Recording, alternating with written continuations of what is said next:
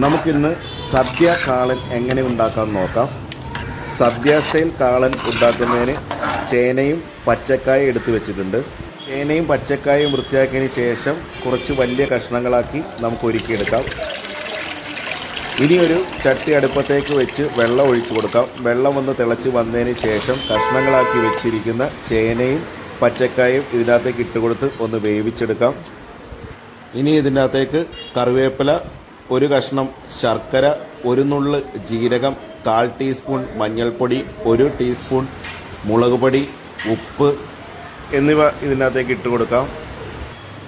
അതിനുശേഷം ഒരു ബൗളിൻ്റെ അകത്തേക്ക് 1 ടീസ്പൂൺ കുരുമുളക് ഇട്ട് കൊടുക്കുക.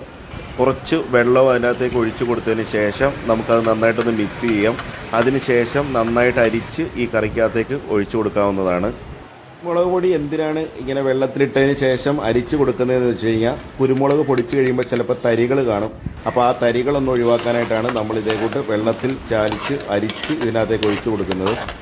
ഇനി നമുക്ക് ഇതൊന്ന് മൂടി വെച്ച് വേവിച്ചെടുക്കാം.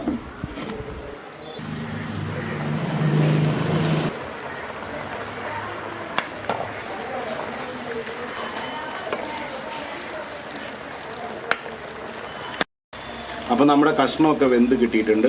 10 മിനിറ്റ് നമ്മൾ അടച്ചു വെച്ച് വേവിച്ചു, 5 മിനിറ്റ് തുറന്ന് വെച്ച് വേവിച്ചു.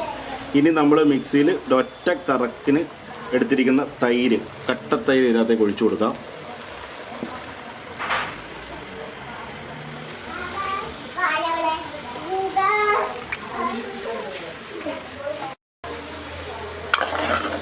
ഇനി നമുക്ക് മൂടി വെക്കേണ്ട ആവശ്യമൊന്നുമില്ല. ഇനി ഇത് കുറച്ച് സമയം നമുക്കൊരു മീഡിയം ഫ്ലെയിമിൽ ഇട്ട് വെക്കാം. ഇതൊന്ന് കുറുകി കിട്ടണം.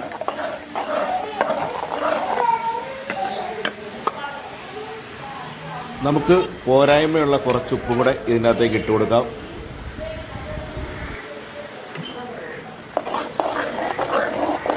മോരൊക്കെ ഒന്ന് കുറുകി വരുമ്പോഴത്തേക്ക് നമുക്കൊരു അരപ്പ് റെഡിയാക്കാം.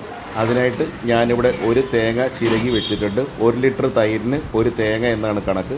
അതിൻ്റെ അകത്തേക്ക് 1/2 ടീസ്പൂൺ മഞ്ഞൾപ്പൊടി, 1/2 ടീസ്പൂൺ ജീരകം, 3 പച്ചമുളക് എന്നിവ ഇട്ട് കൊടുത്തിട്ടുണ്ട്. നല്ല പോലെ ഒന്ന് അരച്ചെടുക്കാം.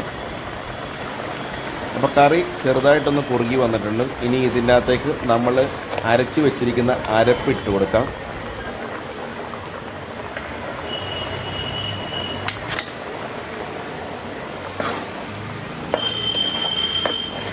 അരപ്പ് ചേർത്ത് കൊടുത്തതിന് ശേഷം കറി ഒരു കാരണവശാലും ഇട്ട് തിളപ്പിക്കരുത്. ഒരു 2 മിനിറ്റ് നമുക്ക് ഇതേക്കൂട്ട് ഇളക്കിക്കൊണ്ടേയിരിക്കാം. ഒരു ചെറിയ ചൂടാകുമ്പോൾ നമുക്ക് ഫ്ലെയിം ഓഫ് ചെയ്യാം. അതിനുശേഷം കടുകും വറ്റൽമുളകും കൂടെ താളിച്ച് ഇതിനകത്തേക്ക് ഇട്ട് കൊടുക്കാവുന്നതാണ്. നമ്മൾ തവി വെച്ച് ഇതേക്കൂട്ട് ഇളക്കുമ്പോൾ തവി അടിയിൽ ചെറുതായിട്ടൊന്ന് തിക്കാവണ കൂട്ട് തോന്നും. അതാണ് അതിൻ്റെ ഒരു പരുവം. പിന്നെ ഇത് മൺചട്ടി ആയതുകൊണ്ട് കറി ഒന്നുകൂടി ഒന്ന് കുറുകും. അതുകൊണ്ട് നമുക്ക് ഫ്ലെയിം ഇപ്പോൾ ഓഫ് ചെയ്യാം.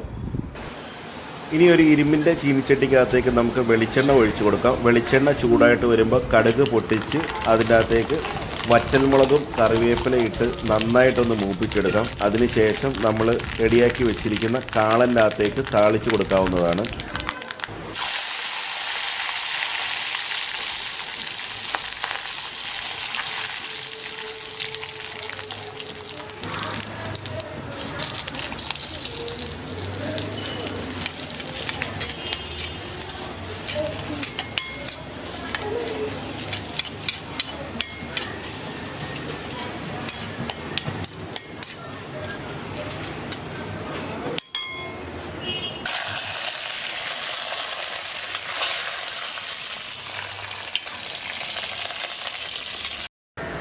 കടുകൊക്കെ താളിച്ചൊഴിച്ചതിന് ശേഷം നമുക്കൊന്ന് മിക്സ് ചെയ്യാം. മിക്സ് ചെയ്യുമ്പോൾ തന്നെ നമുക്ക് ആ കാളിൻ്റെ ഒരു തിക്നെസ് നമുക്ക് ഫീൽ ചെയ്യും. അതാണ് ഇതിൻ്റെ ഒരു കൺസിസ്റ്റൻസി എന്ന് പറയുന്നത്. ഇനി ഒരു ഒറ്റ ഇൻഗ്രീഡിയൻ്റ് കൂടെ ചേർത്ത് കൊടുത്താലേ നമ്മുടെ കാളൻ്റെ പ്രിപ്പറേഷൻ പൂർത്തിയാവുള്ളൂ. ഒരു 1/4 ടീസ്പൂൺ വറുത്ത് പൊടിച്ച ഉലുവയുടെ പൊടി ഒന്ന് ചേർത്ത് കൊടുക്കാം.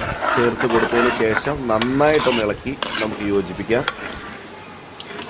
അപ്പോൾ നമ്മുടെ സദ്യ കാളൻ്റെ റെസിപ്പി റെഡി ആയിട്ടുണ്ട്. എല്ലാവർക്കും ഇഷ്ടപ്പെട്ടു എന്ന് വിശ്വസിക്കുന്നു. ഇഷ്ടപ്പെട്ടവർ ലൈക്ക്, കമൻറ്റ്, ഷെയർ എന്നിവ ചെയ്യുക. ഞങ്ങളുടെ ചാനൽ ഇതുവരെ സബ്സ്ക്രൈബ് ചെയ്യാത്തവർ സബ്സ്ക്രൈബ് ചെയ്യുക. എല്ലാവർക്കും നന്ദി, നമസ്കാരം.